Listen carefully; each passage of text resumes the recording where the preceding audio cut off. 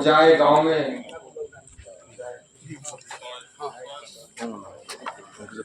आयोजित इस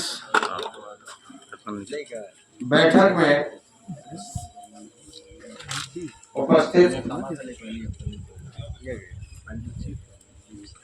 हमारे राष्ट्रीय जनता पार्टी के राष्ट्रीय अध्यक्ष जी श्री सतीश सिंह टुन्ना जी, हमारे मित्र भाई लोजपा नेता माननीय इमाम गुजारी साहब,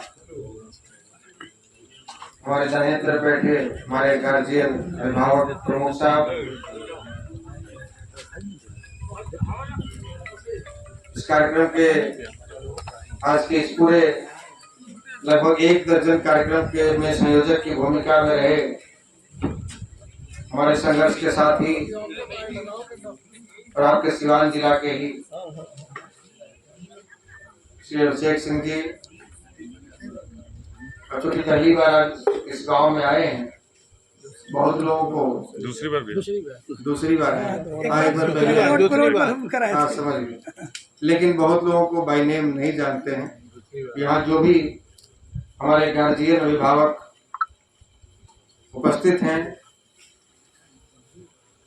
और जहां तक मेरी आवाज पहुंच रही है वहां तक के तमाम नौजवान साथियों का इस जोशपूर्ण भावपूर्ण स्वागत के लिए, अभिनंदन के लिए और आशीर्वाद के लिए मैं आशुतोष कुमार हृदय से आभार प्रकट करता हूं और धन्यवाद करता हूं। जैसा कि अभी हमारे गार्जियन बता रहे थे कि इन्होंने बताया कि मैं भी एक प्रत्याशी हूं जहानाबाद से, और ऐसे दौर में जब चुनाव नजदीक हो, 1 तारीख को हमारे यहाँ वोटिंग है और हम आज पूरा दिन सिवान में रहे। एक दिन का मतलब है कि 1 दर्जन गांव कम से कम छोड़े हैं हम, और आज सिवान में 1 दर्जन गांव का दौरा करके हम यहाँ पहुंचे, यानी कि 5000 10,000 लोगों से आज संपर्क जो हम साध सकते थे वो छोड़ दिए हैं और सिवान पहुंचे हैं। तो जरूर कोई विशेष बात होगी, कुछ खास बात होगी, नहीं तो अमूमन ऐसा नहीं देखा जाता है कि चुनाव के दरमियान में कोई अपना क्षेत्र छोड़कर दूसरे क्षेत्र में प्रचार में जाए। ये जरूर कुछ खास बात, विशेष बात है, इसलिए हम आए। वैसे तो चर्चा करने को बहुत सारे विषय है मेरे पास में, और चर्चा यदि होता रहे तो 1 महीने तक बोलते रह जाएंगे, क्योंकि 16 साल 2 महीने की उम्र में देश के इंडियन आर्मी में ज्वाइन करने के बाद बतौर सैनिक 8.5 साल तक सेवा देने के बाद स्वेच्छा से रिजाइन करने के बाद 12 वर्षों से सामाजिक संगठन वो बिहार ब्राह्मण एकता मंच के माध्यम से बिहार के 38 जिला में पहुंचकर 4000 से अधिक गांवों का दौरा करके विभिन्न क्षेत्रों की विभिन्न समस्याओं को समझने का प्रयास किया। विगत 40-45 वर्षों में जितना तेजी से हमारा शैक्षणिक, सामाजिक, आर्थिक, राजनीतिक पतन हुआ, उसके कारण को जानने का प्रयास किया और बहुत ईमानदारी पूर्वक जानने का प्रयास किया। क्योंकि एक संगठन बना लेना किसी समस्या का समाधान नहीं है। संगठन बना लेने में क्या लगता है? 3 लोग लगते हैं, अध्यक्ष, कोषाध्यक्ष, सचिव। 10,000 रुपया लगता है, 10 दिन का समय लगता है संगठन बनकर तैयार। लेकिन संगठन जिस उद्देश्य से बना है उस उद्देश्य की पूर्ति हो, तो हमने नाम रखा था एकता मंच। यानी कि हमें सबसे पहले जो कमी दिखाई थी आज के 10 वर्ष 12 वर्ष पहले, वो एकता की कमी दिखाई कि भैया समाज में एकता की समस्या है। और एकता क्यों जरूरी हमको लगा, हमें ये 10-12 साल पहले समझ में आया कि भाई इस लोकतंत्र में अब लोकतंत्र का कोई मायने नहीं रह गया, अब भीड़ तंत्र की बात हो। जो अपनी संख्या बल दिखा रहा है, जो अपनी एकजुटता दिखा रहा है, अब उसकी बात हो। और हम लोग बिखरे हुए, हम लोग एक दूसरे का हाथ पकड़कर खींचने के बजाय पैर पकड़कर खींच रहे हैं। तो एक प्रयास हुआ और उस प्रयास का सकारात्मक परिणाम भी देखने को मिला कि जिस वर्ग के बारे में लोग कहते थे कि इस वर्ग को, इस जाति को और मेढक को तराजू पर नहीं तोला जा सकता। तो भैया ये तो स्पष्ट है कि मेढक को तराजू पर नहीं तोला जा सकता, लेकिन हमारे समाज की तुलना कुछ लोग मेढक से करते थे तो तकलीफ होता। अरे 1000 मेढक लाइए, सबका पैर जनेऊ के धागा से बांध के तोल दिया जाएगा, लेकिन एक जिंदा शेर को तराजू पर नहीं तोल सकते हैं। हमारा समाज जिंदा शेर, तराजू पर तोलने की बात नहीं। ईमानदारी पूर्वक प्रयास नहीं हुआ, लोग मुहावरा बोलकर पीछा छुड़ाते थे। लोग इस तरह की बात करके पीछा छुड़ा दी, भाई एक हो ही नहीं सकता है तो कैसे एक किया? पीछा छुड़ाने से कैसे, किसके ऊपर आप थोप रहे हैं? कौन करेगा? कोई दूसरे ग्रह से तो आएगा नहीं एक करने के लिए। ये सकारात्मक परिणाम का नतीजा हुआ कि एक सिपाही जब घर से निकला, एक सेना में नौकरी करने वाला एक फौजी जब घर से निकला, तो 4000 गांव का दौरा करने के बाद पहली बार ऐसा हुआ कि पटना के गांधी मैदान में किसी को बगैर 1 रुपया डीजल पेट्रोल का खर्चा दिए 2 लाख से अधिक की संख्या में समाज के लोगों को एकत्रित कर दिया। और केवल वही की बात नहीं, आज सिवान में भी यदि हम पहुंचे हैं तो हम तो भैया संप्रदा बाबू के बेटा है नहीं, ना हम किंग महेंद्र जी के बेटा है, और ना हम गिरिराज बाबू के, अखिलेश बाबू के बेटा है। बावजूद इसके हमको जानकारी जहां तक है कि विगत 3 घंटे से लोग इंतजार कर रहे हैं। तो ये कहीं न कहीं ईमानदारी पूर्वक जो संघर्ष किया गया है उसका परिणाम। एक साधारण परिवार के लड़के के लिए इंतजार लोग कर रहे हैं, और ये उसी संघर्ष का परिणाम भी है कि एक सिपाही सेनापति बनने का सपना देख रहा है जहानाबाद, एक सिपाही सांसद बनने का सपना देख रहा है।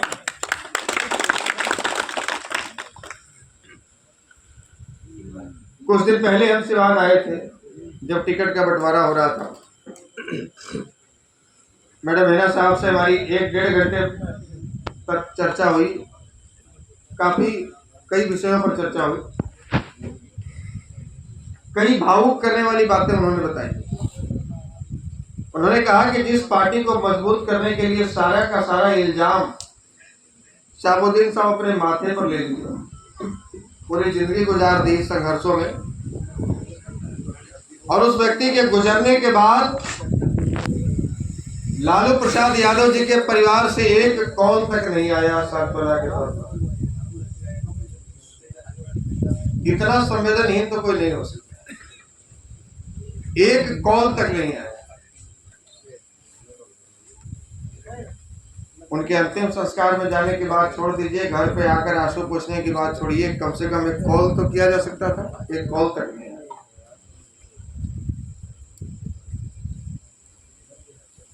उन्होंने कहा कि आज तक हम टिकट मांगने नहीं गए थे, टिकट पहुंचाया जाता था, और उनके गुजरने के बाद लालू जी के परिवार के यहाँ से कॉल आया कि आइए टिकट लेकर जाइए। हमने कहा कि कभी स्वाभिमान से समझौता नहीं कीजिएगा और उन वंशवादियों के सामने कभी घुटना नहीं टेकिएगा, आपकी जीत सुनिश्चित हो। हमने कहा मैडम ये पहली बार नहीं है, हमें भी जानकारी है कि हमारे सिवान के लोग, हमारे समाज के लोग आपको पिछले कई बार से वोट देना चाह रहे हैं, लेकिन आप ऐसे सिंबल पर चुनाव लड़ते हैं जिस सिंबल पर हमारा बटन नहीं दबता है। वहां जाते ही हमारा उंगली काम नहीं करता है, कहीं और दब जाता है। हम लोग भूल नहीं पाते उस दौर को। इसलिए ज्यादा अच्छा होगा कि आप बिना कोई दल का निर्दलीय चुनाव लड़ें। सभी जाति, सभी धर्म, सभी वर्ग के लोगों का सहयोग मिलेगा। और पिछले 1 दर्जन गांव के दौरा करने के बाद मुझे ये विश्वास हो गया है कि सिवान इस बार भारत में इतिहास लिखने वाला है और निर्दलीय प्रत्याशी को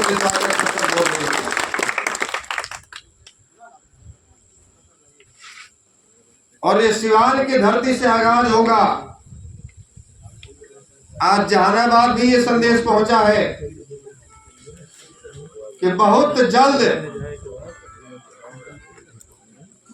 जिस समीकरण को पिछले 40-45 वर्ष पहले हम लोगों ने छिन्न भिन्न कर दिया किसी के बहकावे में आकर, और हम किसी पार्टी के बंधुआ मजदूर बन गए, वो किसी पार्टी के बंधुआ मजदूर बन गए, एक दूसरे का शोषण हुआ। बिहार में उद्योग धंधा सब बंद हो गया। श्री बाबू के शासन काल में लगाए गए चीनी मिल, जूट मिल, गन्ना या शिल्प उद्योग, बड़े बड़े शिक्षण संस्थान, सिंचाई परियोजना सारे ध्वस्त कर दिए गए, जिनका संरक्षण नहीं किया गया। हमारा इस हद तक शोषण हुआ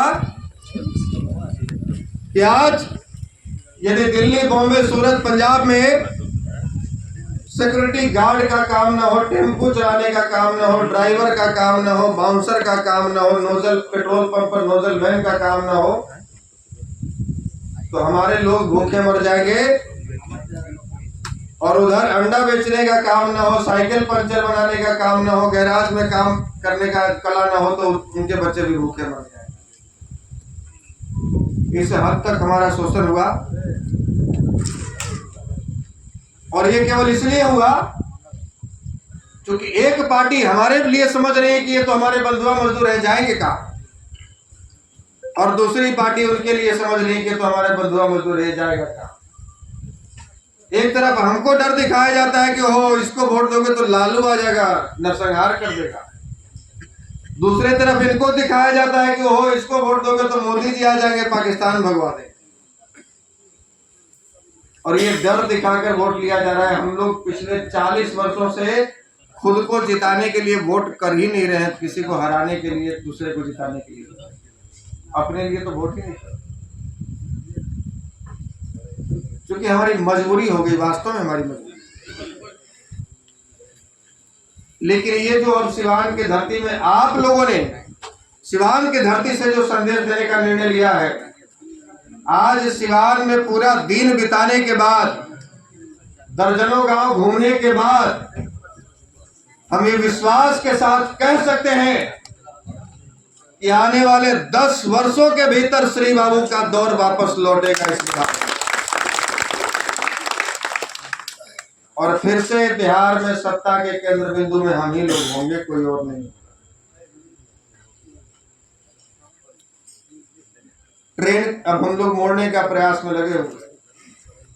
हमारी ट्रेन उल्टी दिशा में चल रही थी, जाना था हम लोग को दिल्ली और जा रहे थे हम लोग हावड़ा। अब पटरी हम लोगों ने बदला है, और जो पार्टियों के साथ एग्रीमेंट किए थे मुस्लिम समाज के लोग और हमारे सामान्य वर्ग के लोग, वो एग्रीमेंट भी इस बार एक्सपायर हो चुका है, उसका डेट अब रिन्यूअल नहीं होने वाला है। अब जो हमारी बात करेगा, हमारे वोट पर वही राज करेगा, किसी पार्टी के बंधुआ मजदूर नहीं करेगा। और उसका नतीजा जीता जागता उदाहरण देखने को मिल रहा है कि 2019 तक, पिछले 40 साल से लगातार हमारे सहोदर भाई को यदि टिकट देता था एनडीए के अगेंस्ट वाला कोई, हम उसको वोट नहीं देते थे। हमारे दुश्मन को यदि टिकट दे दिया एनडीए वाला, तो हम उसके लिए बूथ पर लाठी गोली खाते और चलाते थे। लेकिन इस बार सिवान का मिजाज देख लीजिए, बगल में महाराजगंज का मिजाज देख लीजिए, वैशाली का मिजाज देख लीजिए, भागलपुर में जो वोटिंग हुआ उसका मिजाज देख लीजिए। इस बार मिजाज बदला हुआ है, एग्रीमेंट फाड़ कर फेंक दिया है लोगों ने, और अब बिल्कुल स्पष्ट संदेश दे रहे हैं कि भैया ये जो बारी बारी से साजिश के तहत कभी मुजफ्फरपुर, कभी वैशाली, कभी महाराजगंज, कभी पाटलिपुत्रा, कभी मोतिहारी, कभी जहानाबाद जो आपने हमसे छीना है, अब उस पर न केवल पूर्ण विराम लगेगा बल्कि हमारी परंपरागत सीटें भी हमको चाहिए। हम इसके लिए वोटिंग करेंगे, अब हम इसके लिए वोटिंग करेंगे। हम आपको मजबूत करें और आप हमको कमजोर करें, ये ऐसा चलने वाला नहीं। सिवान में हमारे समाज के लोग मजबूती से खड़े हैं मैडम हिना साहब के साथ में, और जहानाबाद में मैडम हिना साहब के समाज के लोग आशुतोष के साथ मजबूती से खड़े हैं। ये बहुत बड़ा बदलाव का संकेत है, और बदलाव ऐसे ही आता है चुपके से, बहुत हो हल्ला करके नहीं आता है। समय सब कुछ सिखाता है। हमारा भी खूब शोषण हुआ, इनका भी खूब शोषण हुआ। बेवजह का हम छाती टाइट करके पिछले 40 साल से इनको दुश्मन बना रहे हैं, और कुछ इस वर्ग के भी लोग नासमझी में हमको दुश्मन मान रहे हैं। 4000 गांव का दौरा किए, एक भी उदाहरण हमको आज तक नहीं मिला जहां पर भूमिहार और मुसलमानों में कहीं दंगा हुआ। 4000 गांव गोईठा ठोकने की समस्या आई है कब्रिस्तान के दीवार पर, तो गोईठा कौन लोग ठोकते हैं? हम लोग तो नहीं ठोके हैं। कब्रिस्तान की जमीन कौन लोग कब्जा किया? हम लोग तो नहीं किए, लेकिन दूर भगाए हैं इसलिए मजबूरी है। इसी सिवान में जब 1 दर्जन गांव हम लोग घूम के आए हैं, वो कौन सा गांव था जहां मंदिर में हम लोग नीचे कार्यक्रम कर रहे थे? तितरा में। वहां के लोगों ने बताया कि इसी जिस मंदिर के प्रांगण में एक कार्यक्रम हो रहा है, वहां के बुजुर्ग बताए 70-80 साल के, भावुक हो गए, उनके आंख में आंसू आगे बताते बताते बोले कि मंदिर का प्राण प्रतिष्ठा था, हम लोग जल यात्रा निकाल रहे थे, जल भरी यात्रा या शोभा यात्रा। बोले मुस्लिम महिलाएं, गर्मी का मौसम था तो रास्ते में पानी छिड़क रही थी ताकि जो हिंदू श्रद्धालु हैं उनका पैर न जले, और मस्जिद के ऊपर से हम लोगों के ऊपर फूल बरसाया गया था। ये बहुत बड़ा उदाहरण है। वो भी चाह रहे हैं उधर भी आग उतनी ही लगी है जितनी इधर लगी, बल्कि आपसे ज्यादा लगी है। आप तो लड़ के ले भी रहे हैं। ये आपके 10 वर्षों के संघर्ष का ही नतीजा है कि आज न चाहते भर में भी नेता प्रतिपक्ष, विधानसभा अध्यक्ष और डिप्टी सीएम बनाना पड़ रहा है लोगों को, लेकिन उनको तो बस उतना ही वैल्यू मिल रहा है जितना अपने 2 बेटियों को वैल्यू दे रहे हैं लालू प्रसाद जी। 14% वोट यादव का, 18% मुसलमान का, सब मिलता है राजद को। और देख लीजिए कितना टिकट मुसलमान को, 18% मुसलमान के वोट का वैल्यू अपने 2 बेटियों के टिकट के बराबर। 2 टिकट मिला है मुसलमानों को और 2 टिकट दिए अपनी बेटियों को। ये भी समझ रहे हैं कि हमारा शोषण हो रहा है, और आप भी देख रहे हैं। भूपेंद्र यादव जैसे भाजपा के प्रभारी आकर बोल के चले जाते हैं कि भूमिहार जाएंगे। इस समीकरण पर काम करने की आवश्यकता है। बहुत लंबा समय नहीं लेंगे क्योंकि जहानाबाद जाना है, अभी निकलेंगे हम लोग रात्रि में, कल सुबह से फिर दौरा है। लेकिन मन नहीं भरा है, बहुत सारी सामाजिक समस्याएं। आखिर क्यों हम लोग इतना पीछे गए हैं, क्यों हमारा शैक्षणिक पतन हुआ है, क्यों हमारा सामाजिक पतन हुआ है, क्यों राजनीतिक पतन हुआ है, क्यों आर्थिक पतन हुआ है, क्यों हम लोगों ने सबसे अधिक विगत 40 वर्षों में जमीनें बेची हैं। 33 लाख एकड़ जमीन दान करने के बाद भी ये समाज को शोषक क्यों कहा जाता है। हमारे युवाओं का शिक्षा के प्रति रुझान क्यों घट रहा है। 9 लोकसभा से चुनाव लड़ने वाला, 54 विधायक से जितने विधायक विधानसभा सीट से जीत दर्ज करने वाला समाज आज 3 लोकसभा पर और 17-18 विधानसभा पर क्यों सिमट गया है। इन तमाम चीजों पर चर्चा करना है, और इन तमाम चीजों पर घूम घूम कर हमने स्टडी किया, रिसर्च किया, कुछ समझा भी है। हम आग्रह करेंगे आप लोगों से, हमारे गार्जियन बैठे हुए हैं, क्योंकि इस पर घंटों चर्चा होगी। और सामाजिक संगठन बना है तो समाज सुधार के लिए ही बना है, केवल एसी कमरे में बैठ कर प्रेस कॉन्फ्रेंस करने के लिए नहीं बना है। हेलीकॉप्टर पर घूम के खाली जायजा लेने के लिए नहीं और मजा लेने के लिए नहीं। समाज सुधार के लिए बना है, जो व्यवस्था बिगड़ी है उसको ठीक करने के लिए बना है, और ये ठीक करने की जिम्मेवारी हमारी है, आपकी है, आपकी है, आपकी है। हम लोग आने वाली पीढ़ियों पर थोप कर नहीं जा सकते। ये ठीक करने के लिए कोई मंगल ग्रह से और तमिलनाडु से नहीं आए, हम ही लोग को ठीक करना होगा, और एक व्यक्ति के चाहने से भी नहीं होगा। सबको अपने अपने हिस्से की लड़ाई लड़नी पड़ेगी। आप नहीं लड़िएगा तो आपका बेटा लड़ेगा, बेटा नहीं लड़ेगा तो पोता लड़ेगा, लेकिन तब तक बहुत देर हो जाएगी। इसलिए आज आप लड़ेंगे। सुधार हो या ना हो, लेकिन मरते समय संतुष्टि होगी कि हमने ईमानदारी पूर्वक प्रयास तो किया। 4500 बहाली निकाली जाती है, एक भी सीट आपके लिए नहीं होता है स्वास्थ्य विभाग में। 20 दिन पहले की बात, कोई नेता नहीं बोलते, कोई एक शब्द नहीं बोलता है।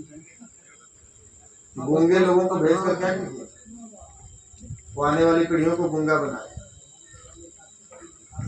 4500 बहाली निकली, एक भी सीट नहीं। सदन में, संसद में भरे पड़े हैं लोग, कोई नहीं बोला। हम लोग सड़क पे संघर्ष करने वाले आदमी, ना कोई संवैधानिक दर्जा, बावजूद इसके लड़े। 3 दिन तक पूरे इंडिया में ट्विटर पर ट्रेंड किया। ट्रेंड का नतीजा हुआ, बात की सम्राट चौधरी जी स्वास्थ्य मंत्री हैं, बिहार के बड़े नेता हैं, डिप्टी सीएम हैं। हमने कहा कि आपके कोटे में ये मंत्रालय है, आपकी पार्टी को हम लोग 40 साल से मजबूत कर रहे हैं। 4500 में ओबीसी को, ईबीसी को, एससी को, एसटी को आपने कोटा दिया। हमें कोई परहेज नहीं है, कोई दिक्कत भी नहीं है। हम लोग श्री बाबू को अपना आदर्श मानने वाले लोग हैं। हम लोग स्वामी सहजानंद सरस्वती जी को आदर्श मानने वाले लोग हैं। किसी वर्ग से, किसी जाति से नफरत नहीं करेंगे। लेकिन हमारा कोटा कहाँ है? क्या हमें इस देश का नागरिक नहीं मानते हैं? क्या हम लोग दूसरे ग्रह से आए हुए हैं?